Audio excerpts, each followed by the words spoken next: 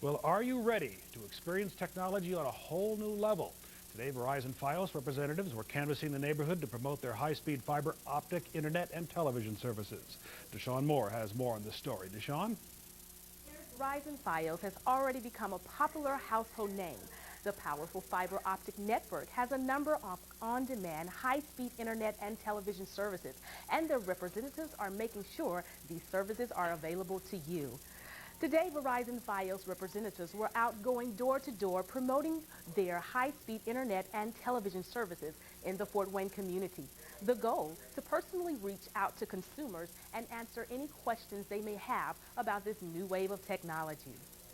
You know, the bottom line is that we're able to package up your services. You have one bill with Verizon. And again, we think the technology that we're bringing to the home to help you to be able to manage your media services is significant. Verizon is the first company to use fiber optic power connected directly to homes and businesses on a widespread scale, resulting in unmatched network reliability, incredible speed, and existing and new options for voice, data, and video connections. They provide over 200 regular channels, over 4,000 VODs, and much, much more. Verizon says Fort Wayne has chosen because it's a technology-savvy community and is the home of the Midwest Division. Eric? Very much. Well, things should be a little easier for motorists traveling on the Indiana Toll Road later this year. This after ITR concession company, all that tops our news this Saturday. Already become a popular household name. The powerful fiber optic network has a number of on-demand, high-speed internet and television services, and their representatives are making sure their services are available to you. Today, Verizon Fios representatives were going door-to-door promoting their high-speed internet and television services in the Fort Wayne community. The goal, to personally reach out to consumers and answer any questions they may have about this new wave of technology. That we're able to package up your services. You have one bill with Verizon. And again, we think the technology that we're bringing to the home to help you to be able to manage your media services is significant. Verizon is the first company to use fiber optic power connected directly to homes and businesses on a widespread scale, resulting in unmatched network reliability, incredible speed, and new options for voice, data, and video connections. Eric? All right, thank you, DeShawn. But you know what? Sometimes it takes longer, and with good reason. DeShawn Moore attended tonight's Taylor University Fort Wayne graduation and explains. They call him John Boy on campus, but his professors, colleagues, and friends call him dedicated. 40-something John Badowski needed more than 10 years to accomplish his goals, given the fact that he's married, a father, a pastor, works, and lived through some tough times. The birth and death of my grandbabies were the conjoined twins with Rocky and April McCrae, and everybody came alongside and just helped me through that time. And through that time, he gained the attention of professors at Taylor University. John Boy was one of those fellows that when he came on campus, he had an intense desire to learn. He was a non-traditional student. He could not take a full load, but every time he was in class, he was eager to learn. And he had what we call in Greek, hupomone, stick-to-itiveness. Perseverance under pressure. Henry Ford once said, "There is no happiness except in the realization that you have accomplished something. And it's through graduation that sacrifices such as family, finances, and a couple of setbacks make it worth the while." You know, for anybody who's thinking about going back to school, I say definitely do it. You should never stop learning. Even after this, I'm still going to be taking some classes. For Indiana's News Center, I'm DeShawn Moore. Great story. Purdue University today announced the 4.5% increase over the next longer, and with good reason. That's right. DeShawn Moore attended tonight's Taylor University graduation and explains. They call him John Boy on campus, but his professors, colleagues, and friends call him dedicated. 40-something John Badowski needed more than 10 years to accomplish his goals, given the fact that he's married, a father, a pastor, works, and lived through some tough times. The birth and death of my grandbabies were the conjoined twins with Rocky and April McCrae, and everybody came alongside and just helped me through that time. And through that time, he gained the attention of professors at Taylor University. John Boy was one of those fellows that when he came on campus, he had an intense desire to learn. He was a non-traditional student. He could not take a full load, but every time he was in class, he was eager to learn. And he had what we call in Greek, hupomone, stick-to-itiveness, perseverance under pressure. Henry Ford once said, "There is no happiness except in the realization that you have accomplished something. And it's through graduation that sacrifices such as family, finances, and a couple of setbacks make it worth the while." You know, for anybody who's thinking about going back to school, I say definitely do it. You should never stop learning. Even after this, I'm still going to be taking some classes. For Indiana's News Center, I'm DeShawn Moore. Good for him. Good enough for him. That's a great story. The Indiana Sheriff's Association Award. The 19th annual Scan Duck Race for child abuse and neglect prevention brings the community together for a good cause. DeShawn Moore has the story. It began over 15 years ago with the goal of just $4,000. Today, that goal has quadrupled. The festivities began with free children's games and over 15,000 ducks floated down the St. Joe River to help raise money for the agency. Oh, we are thrilled. It's the 19th annual Duck Race for SCAN, and it's our largest fundraiser. All the proceeds directly benefit those programs that work with families where there has been substantiated abuse or neglect. Means happiness for the people that SCAN help for like being neglected and stuff, and help save their families. Over 300 spectators came out today to support SCAN, and there were no sitting ducks as the organization raised $126,000 in support of child abuse and neglect prevention, and that surpassed their goal. Each one of the participants sponsored a duck for a donation of $5. Organizers say, thanks to local businesses and agencies, this race is a huge success. The winner of $1,500 is Megan Woods, and the grand prize winner of $5,000 is Jack Green. But the real winners are the children and families who SCAN serves in our communities. For Indiana's News Center, I'm DeShawn Moore. SCAN officials say they surpassed their goal by more than $7,000, raising more than $127,000 for child abuse and neglect prevention. Building project. Our DeShawn Moore spoke with both sides today. Already, 07.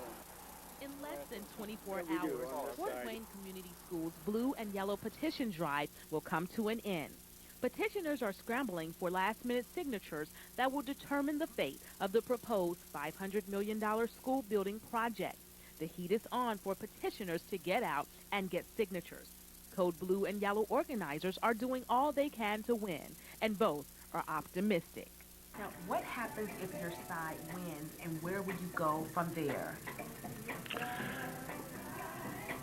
Well, it kind of depends on what the school district does. You know, they dictated what happened on this one. I don't know what they're going to do as far as going back and coming up with a new proposal. All I can say is we learned a lot from doing this drive, so if we need to do another one next year, we'll be better prepared next year. What happens if your side wins, and where will you all go from there? Well, if we win the petition drive, we will have much more work to do. We'll have to probably hire a project manager to help us with the project. We'll have to go to the state to get final approval before we can do anything, actually. And once we get final approval, then we'll go through all of the bidding processes that we have to go through in order to do the project, in order to follow state law. Both sides are making it as easy and accessible for petitioners to get last-minute signatures before 4 p.m. Monday evening. Organizers say they think they will win, but we'll just have to wait until the signatures are tallied up. I'm DeShawn Moore for Indiana's News Center. Well, thousands of couples are tying the knot across the country today for one reason. Today is July 7th, 2007, or 7707, and brides and grooms feel they're hitting the jackpot today. DeShawn Moore talked to some of the newlyweds about why they chose this day. DeShawn? Eric, 7707 is about as perfect as it gets for the religious and the superstitious. Nearly 100 couples will tie the knot locally on 7707. The day has biblical implications for many and means good luck for others. Lucky in love is the theme today as they stroll down the aisle towards marital bliss. Call them lucky brides and jackpot grooms. Well, their family and friends do. The couples are one of thousands across the nation who will tie the knot on Saturday, July the 7th.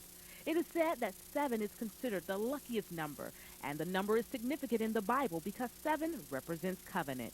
Right here it's like, God, I don't know, like God's numbers, like lucky numbers, which is great to be blessed on getting married on a day like that. And I think it'll be wonderful that our marriage lasts a lifetime. 7707 has brides everywhere expecting their special day to be picture perfect and lead to a successful marriage.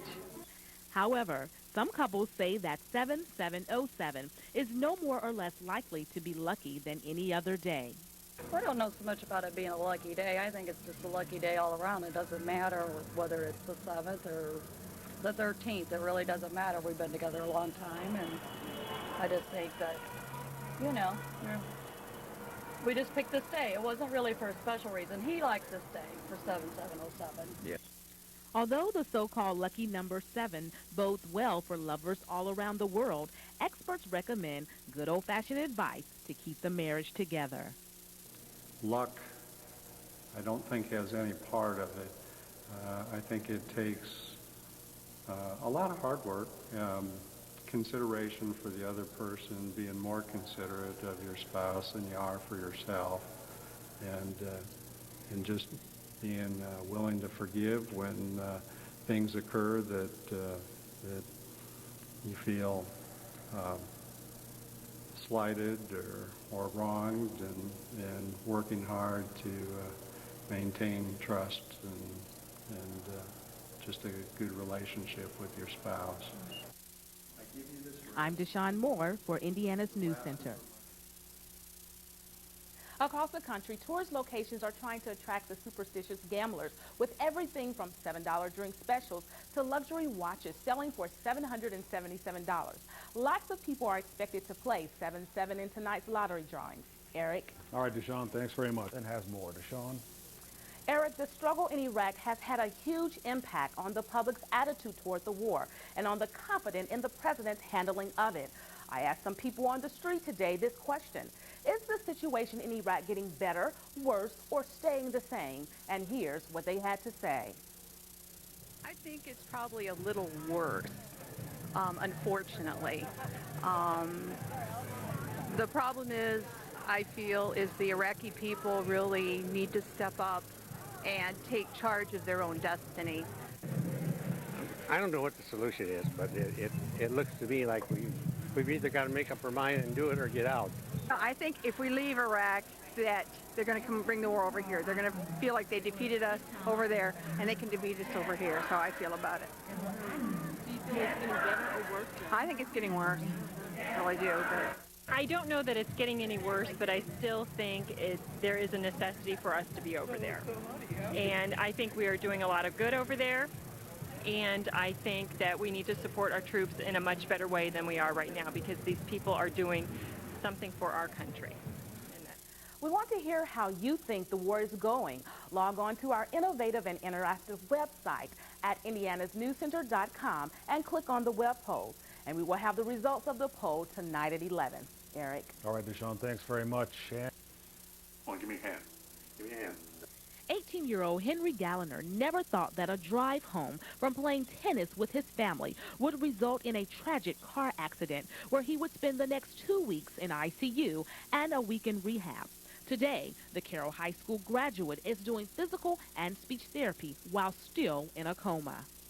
Many of Henry's friends were touched by the accident, and they decided to hold a benefit 5K race and fitness walk for their friend. My brother and I and another friend just kind of came up with the idea of, hey, let's have a benefit for Henry, and since this community is really big into running, we just kind of organized it through that. In order to have a friend, you must show yourself friendly. And Henry's family, friends, and the community have rallied together in support of his recovery and have shown what true friendship is. Besides our friends, our adult friends who are volunteering, Henry's friends have not, they have not like run away scared. I mean, their friends hurt, and that's scary. I know they were all scared because it could happen to them. It's important to me because if it was me in the wheelchair, me laying in the bed, I'd want somebody doing it to me. That's how I feel about it. It broke my heart because he's a great kid, good in school, you know. great friend.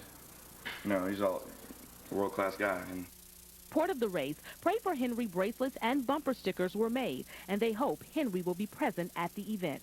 I'm DeShawn Moore for Indiana's News Center. The project will definitely have motorists putting on the brakes. DeShawn Moore has the story. Thousands of drivers cross this overpass on I-69 daily. However, beginning Sunday, July the 22nd, they will have to take a different route. Why? The Indiana Department of Transportation will begin construction on the site. Okay, starting Sunday night at 10 p.m., we are going to have both north and southbound lanes of I-69 shut down from 10 p.m. to 5 a.m. In order to widen the interstate, the Auburn 69 bridge has to be demolished and replaced. The bridge reconstruction is a part of a 5-mile plan to widen I-69 from Coldwater Road to DuPont Road. The $3.6 million project is a part of the governor's Major Moves program. Several streets will be closed. However, detour routes are already in place. We do have a detour set up. That will be Coldwater Road. It's exit 112. And we will be routing people up through Coldwater Road to DuPont Road to get back on 69. People who are westbound on 469 who want to take 69 north will be able to do that. However, people who are traveling southbound 69, the DuPont, if you're on DuPont Road and you want to travel south, you will not be able to access southbound 69. NDOT encourages motorists to be aware of construction in the area and to proceed with caution while traveling through work zones. I'm DeShawn Moore for Indiana's News Center.